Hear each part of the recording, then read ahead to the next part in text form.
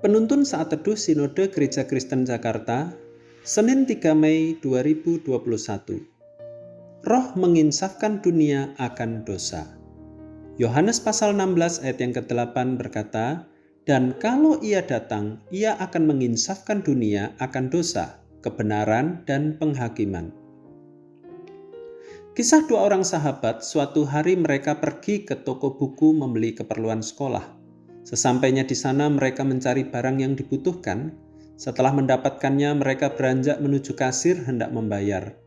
Namun sebelum sampai di kasir, seorang dari mereka mengambil sesuatu barang dan menyembunyikannya di balik baju. Sahabatnya yang melihat kejadian itu mendekatinya, kemudian menasehati dengan penuh kasih, dan akhirnya ia sadar dan bertobat. Dalam beberapa kesempatan mungkin sahabatnya ada bersamanya dan menegur kesalahan dan dosanya.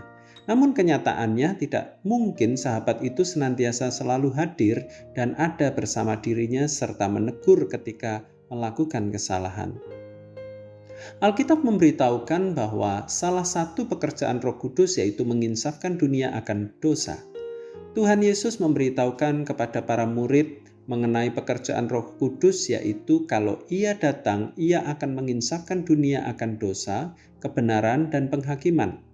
Roh Kuduslah yang menginsafkan dosa di dalam diri manusia. Jika orang yang berdosa menanggapi panggilan Roh Kudus, maka ia akan dituntun menuju pertobatan, dibangkitkan kesadarannya untuk mengerti kebenaran dan penghakiman, sehingga mau menaati tuntunan firman Tuhan. Seperti Rasul Paulus yang menyerahkan diri sepenuhnya pada pimpinan Roh Kudus yang menyatakan dosanya, dia melihat kesalahan dalam hidupnya dan mengakui di hadapan Tuhan. Paulus pernah menjadi orang Farisi yang tinggi hati dan yakin dia dibenarkan karena perbuatan baiknya. Sekarang dia menundukkan dirinya di hadapan Tuhan dengan kerendahan hati, mengakui ketidaklayakannya dan menerima pembenaran dari Tuhan Yesus. Bersyukurlah kepada Yesus dengan kenaikannya ke surga, Ia telah mengutus Roh Kudus untuk menyertai kita. Kesadaran akan dosa dinyatakan Roh Kudus kepada orang-orang yang taat pada tuntunannya, sehingga mereka meninggalkan dosa dan hidup taat untuk melakukan firman Tuhan.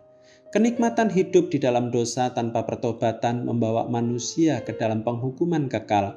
Sebab itu, marilah kita hidup dengan takut akan Tuhan dan tetap taat pada pimpinan Roh Kudus yang menginsafkan kita akan dosa, mengajarkan kita kebenaran, dan menyadarkan kita akan penghakiman.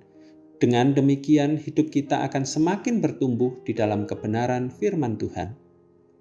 Hidup dalam pimpinan Roh Kudus akan membuat orang selalu sadar akan dosa-dosanya.